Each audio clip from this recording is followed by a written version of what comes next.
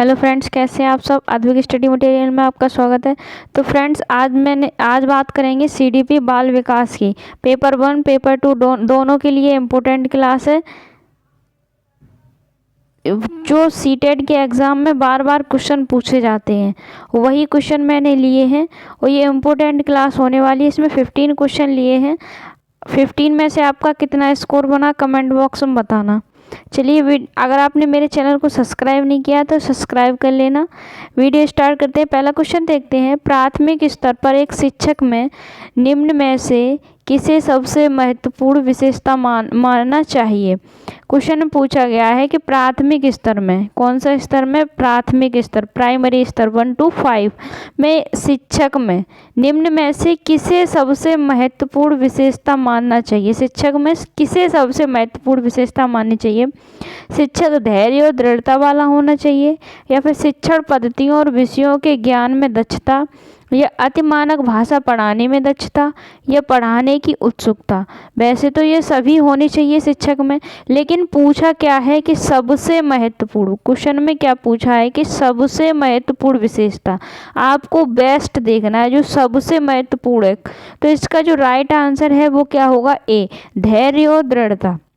जो प्राथमिक स्तर का शिक्षक है, प्राथमिक स्तर 1 to 5, प्राथमिक स्तर पर सबसे महत्वपूर्ण विशेषता शिक्षक में धैर्य और दृढ़ता ही होनी चाहिए, जिससे टीचर किसी भी सिचुएशन में, कोई भी सिचुएशन आ जाए, बालक की सरलता से उसकी समस्या सॉल्व कर सके। बालक की सरलता से उसकी समस्याओं को क्या कर सके, सॉल्व कर सके। इसलिए शिक्षक कैसा होना चाहिए, धैर्य और दृढ़तावान, धैर्यवान और दृढ़ता होनी चाहिए उसमें। कोई भी सिचुएशन आ जाए, बालक की समस्या को सॉल्व कर सके। ठीक है, तो इसका जो राइट आंसर है वो क्या हो जाएगा, ए। तो फ्रेंड्स, अब तक आपने मेरे चैनल को सब्सक्राइब नहीं किया तो सब्सक्राइब ज़रूर कर लेना। अगला क्वेश्चन देखते हैं। अगला क्वेश्चन है, एक शिक्षक अपने लोकतांत्रिक स्वभाव के कारण विद्यार्थियों को पूरी कक्षा में कहीं भी बैठने की अनुमति देता है। कुछ विद्यार्थी एक साथ बैठते हैं और चर्चा करते हैं या सामूहिक पठन करते हैं। कुछ विद्यार्थी तो हैं कि एक साथ बैठते हैं और कुछ सामूहिक पठन करते हैं, कुछ चुपचाप बैठकर अपने आप पढ़ते हैं। एक अभिभावक को यह पसंद नहीं आता है। इस स्थिति से निपटने का निम्न में से कौन सा तरीका सबसे बेहतर हो सकता है। इसमें भी आपको सबसे बेस्ट, जो बेस्ट आंसर है, सबसे बेहतर, वो छांटना है। एक शिक्षक है, वो अपने कक्षा में विद्यार्थियों को कहीं भी बैठने की अनुमति देता है। कुछ अपने सामूहिक चर्चा करते हैं, साथ में बैठकर पढ़ते हैं, कुछ चुपचाप अपने आप पढ़ते हैं बैठ करके। तो जो अभिभावक हैं, पेरेंट्स हैं, उनको, एक अभिभावक को ये पसंद नहीं आता है। तो इस स्थिति से निपटने का सबसे बेस्ट तरीका कौन सा है। चलिए ऑप्शन देखते हैं। पहला है, अभिभावकों को प्रधानाचार्य से अनुरोध करना चाहिए कि वह उनके बच्चे का अनुभाग बदल दें। क्या आप ही समझ लो, अभिभावक के तौर पे आप क्या प्रधानाचार्य से ये अनुरोध करेंगे कि उनके बच्चे का अनुभाग बदल दें? नहीं करेंगे ना, तो ये ऑप्शन गलत है। अभिभावकों को शिक्षक पर विश्वास व्यक्त करना चाहिए और शिक्षक के साथ समस्या पर चर्चा करनी चाहिए। तीसरा है, अभिभावकों को उस विद्यालय में से अपने बच्चों को निकाल लेना चाहिए। या फिर आप ये करोगे कि अभिभावकों को उस विद्यालय से अपने बच्चों को आप निकाल लोगे क्या उस विद्यालय से, ऐसा भी नहीं करोगे। तो जो इसका राइट आंसर है वो क्या हो जाएगा, इसका राइट आंसर हो जाएगा बी। क्या हो जाएगा, बी। अभिभावकों को शिक्षक पर विश्वास व्यक्त करना चाहिए कि शिक्षक ऐसा क्यों कर रहा है। शिक्षक के साथ उस समस्या पर क्या करेंगे, आप चर्चा करेंगे। क्या करेंगे, चर्चा करेंगे। ना तो आप उस विद्यालय से अपने बच्चों को निकालेंगे, ना तो प्रधानाचार्य से शिकायत करेंगे, ना अनुरोध करेंगे कि उनके बच्चों का अनुभाग बदल दें। ऐसा नहीं करेंगे। आप क्या करेंगे, सबसे पहले किससे बात करेंगे, शिक्षक से। शिक्षक के साथ उस समस्या पर क्या करेंगे, आप चर्चा करेंगे। तो राइट आंसर क्या हो जाएगा, बी। अगला क्वेश्चन है, वह अवस्था जब बच्चा तार्किक रूप से वस्तुओं व घटनाओं के विषय में चिंतन प्रारंभ करता है, वह कौन सी अवस्था है? जब बच्चा तार्किक रूप से वस्तुओं व घटनाओं के विषय में चिंतन प्रारंभ कर देता है, किस रूप में? तार्किक रूप में। किसमें? जो जीन पियाजे की अवस्थाएं हैं, जीन पियाजे ने कितनी अवस्थाएं दी थी? 4 अवस्थाएं। संवेदी, इसमें से ऑप्शन है कौन सी अवस्था है तार्किक रूप में?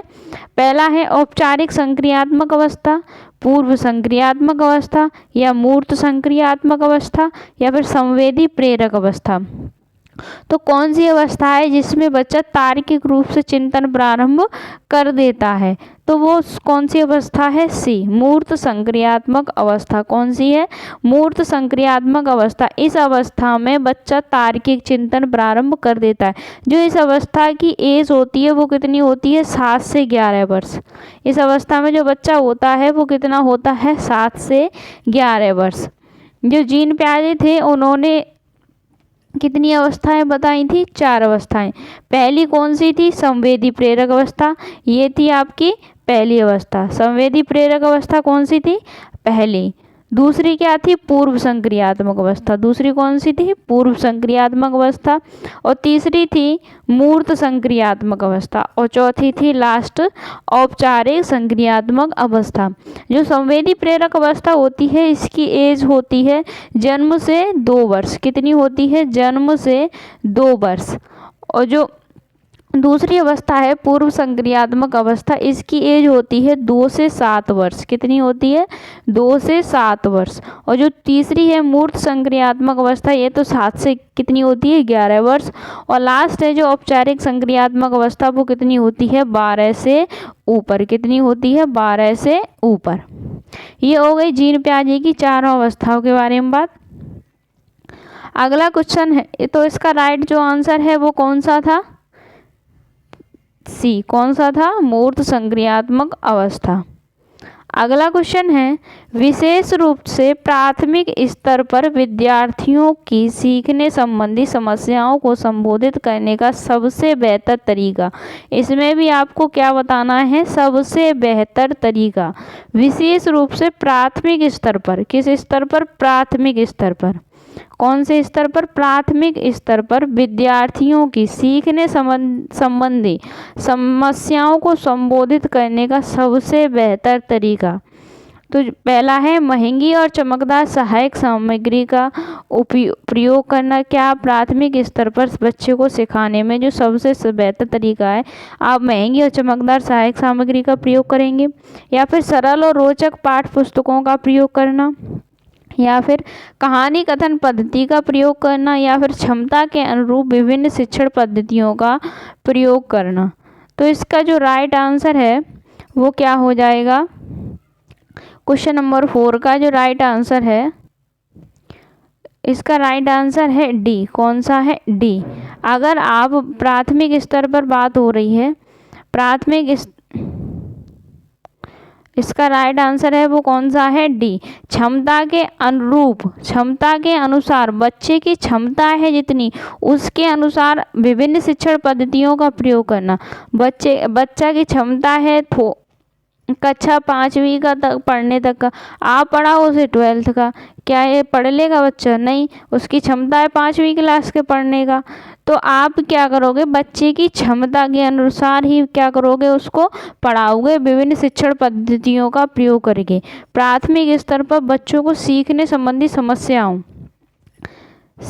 संबंधी समस्याओं को संबोधित करने का सबसे बेस्ट तरीका है कि अगर किसी बालक को कुछ भी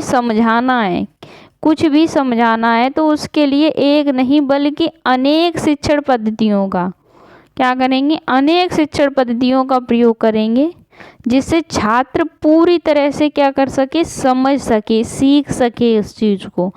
ठीक है, तो इसका जो राइट आंसर है वो क्या हो जाएगा? डी। अगला क्वेश्चन है, निम्नलिखित में से कौन सा विद्यार्थियों में सृजनात्मकता का पोषण करता है? निम्नलिखित में से कौन सा विद्यार्थियों में सृजनात्मकता का पोषण करता है?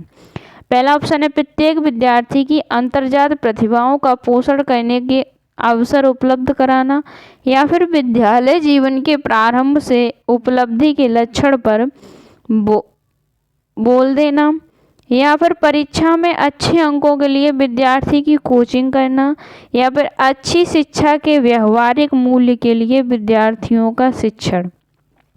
तो जो राइट आंसर है इसका वो क्या हो जाएगा, ए। क्या हो जाएगा, ए। इसका जो राइट आंसर है वो क्या होगा, ए। प्रत्येक विद्यार्थी की अंतर्जात प्रतिभाओं का पोषण करना, जो उसके अंतर्जात प्रतिभाएं हैं उसका पोषण करने के अवसर उपलब्ध कराना, ना तो उसे विद्यालय जीवन के प्रारंभ से उपलब्धि लक्षण पर बोल देना, या फिर परीक्षा में अच्छे अंक लाने के लिए कोचिंग कराना, ना अच्छी शिक्षा के लिए व्यवहारिक मूल्यों के विद्यार्थियों को शिक्षण। सब जो आंसर है आपका क्या हो जाएगा, ए। अगला क्वेश्चन है, पियाजे के अनुसार निम्नलिखित में से कौन सी अवस्था में बच्चा अमूर्त संकल्पनाओं के विषय में तार्किक चिंतन करना आरंभ करता है। क्या पूछा है क्वेश्चन में, कौन सी अवस्था में, पियाजे के अनुसार कौन सी अवस्था में बच्चा अमूर्त संकल्पनाओं के विषय में, कौन सी अमूर्त संकल्पनाओं के विषय में कौन सा तार्किक चिंतन करना प्रारंभ कर देता है। औपचारिक संक्रियात्मक अवस्था में, संवेदी प्रेरक अवस्था में, पूर्व संक्रियात्मक अवस्था में, मूर्त संक्रियात्मक अवस्था में। जो इसका राइट आंसर है वो क्या है, ए। क्या है, ए। इसका राइट आंसर क्या है, ए। औपचारिक संक्रियात्मक अवस्था में।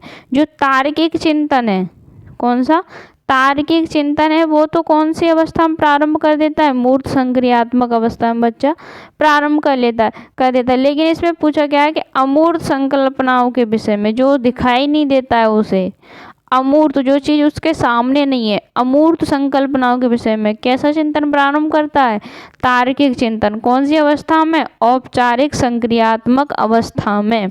और मूर्त संक्रियात्मक में क्या होता है, मूर्त का मतलब जो चीज़ें उसके सामने है उसके विषय में तार्किक चिंतन प्रारंभ करता है, जो उसे दिखाई दे रहा है। ठीक है, तो इसका राइट आंसर क्या हो जाएगा, ए। जो अमूर्त संक्रियात्मक औपचारिक संक्रियात्मक अवस्था में।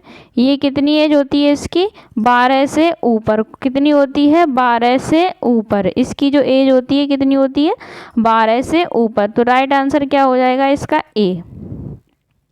अगला क्वेश्चन है, सीखना समृद्ध हो सकता है यदि, सीखना सरल, सरल, समृद्ध का मतलब सरल। सीखना समृद्ध हो सकता है यदि कक्षा में अधिक से अधिक शिक्षण सामग्री का प्रयोग किया जाए। क्या सीखना सरल तभी होगा जब आप कक्षा में अधिक से अधिक शिक्षण सामग्री का प्रयोग करेंगे, या फिर शिक्षक विभिन्न प्रकार की व्याख्यान और स्पष्टीकरण का प्रयोग करें। क्या आप तभी सीखना सरल होगा कि जब आप कक्षा में व्याख्यान, विभिन्न प्रकार के व्याख्यान करेंगे। ऐसे नहीं होगा। ऐसे कक्षा में आवधिक परीक्षाओं पर अपेक्षित ध्यान, क्या आप आवधिक परीक्षाओं पर अधिक ध्यान देने से सीखना समृद्ध हो सकता है, नहीं। वास्तविक दुनिया से उदाहरणों को कक्षा में लाया जाए जिसमें विद्यार्थी एक दूसरे से अंतःक्रिया करें और शिक्षक उस प्रक्रिया को सुगम बनाएं। ये राइट आंसर हो जाएगा। जब आप बालक को उसके वास्तविक जीवन से जोड़कर, वास्तविक दुनिया से जोड़कर उसको उदाहरण देंगे, क्योंकि बालक क्या करता है कि वास्तविक जो उसका जीवन होता है, वास्तविक दुनिया होती है, उसको देखता है, सुनता है। ठीक है, उसके उदाहरणों द्वारा आप समझाएंगे उसको, तो वो क्या करेगा, जल्दी सीखेगा, उसके लिए सीखना आसान होगा। इसलिए अगर टीचर वास्तविक दुनिया के उदाहरण द्वारा बालक को सिखाएगा तो उसे सीखने में क्या होगी, सरलता होगी। क्या होगी, सुगम, सरलता होगी। तो राइट आंसर क्या हो जाएगा इसका, डी। उसके जीवन से जोड़कर आप उसको उदाहरण द्वारा समझाएं। अगला क्वेश्चन है, निम्न में से कौन से कथन को सीखने की प्रक्रिया की विशेषता नहीं मानना चाहिए। पहला है, सीखना एक व्यापक प्रक्रिया है। सीखना लक्ष्योन्मुखी है। तीसरा है, अनअधिगमक भी सीखने की प्रक्रिया है। या फिर शैक्षिक संस्थान की एकमात्र स्थान है, शैक्षिक संस्थान ही एकमात्र स्थान है जहां अधिगम प्राप्त होता है।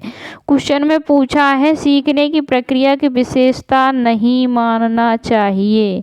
क्या पूछा है, नहीं मानना चाहिए। सीखना एक व्यापक प्रक्रिया है, ये बात बिल्कुल सही है। सीखना एक व्यापक प्रक्रिया है। सीखना लक्ष्योन्मुखी होता है, ये भी बात सही है। सीखना कैसा होता है? लक्ष्योन्मुखी होता है।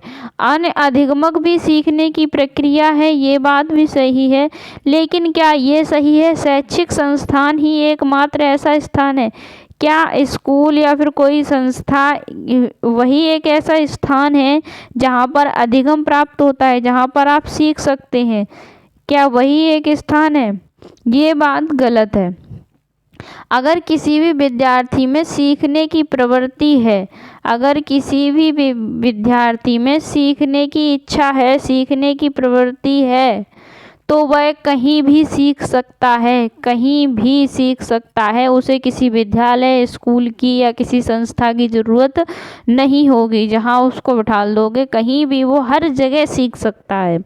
तो आपका जो राइट आंसर है वो क्या है? डी, यही ऑप्शन गलत है।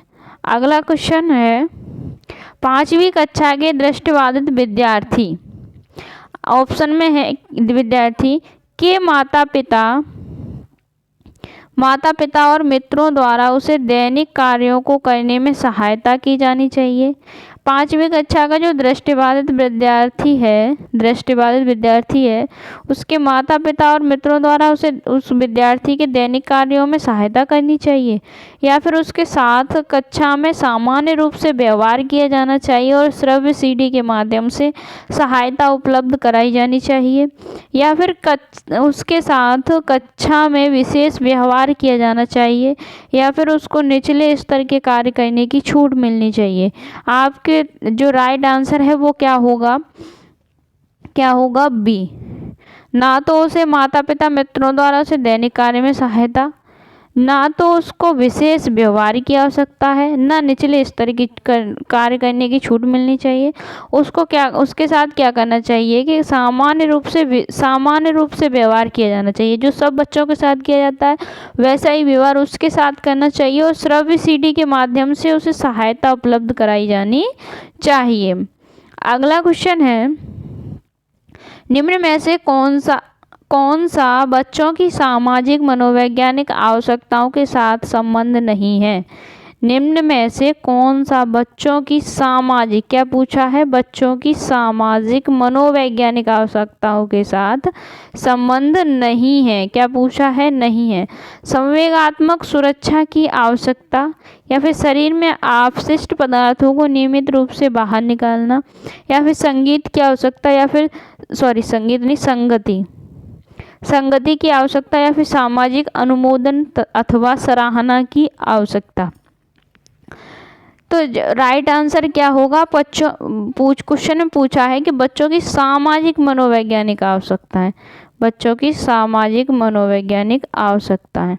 संवेगात्मक सुरक्षा की आवश्यकता ये सामाजिक मनोवैज्ञानिक आवश्यकता है। शरीर में अपशिष्ट पदार्थों को नियमित रूप से बाहर निकालना, क्या ये सामाजिक मनोवैज्ञानिक आवश्यकता है?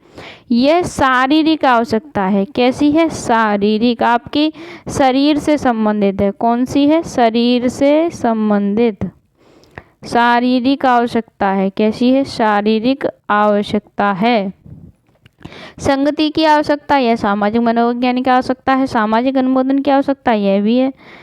तो राइट आंसर क्या हो जाएगा? बी, यही ऑप्शन नहीं है। ये सामाजिक मनोवैज्ञानिक आवश्यकता संबंधित नहीं है। ये किससे है?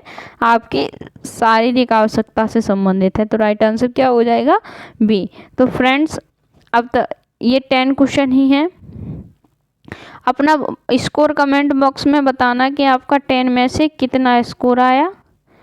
अगर फ्रेंड्स आपने मेरे चैनल को सब्सक्राइब नहीं किया है तो सब्सक्राइब ज़रूर कर लेना।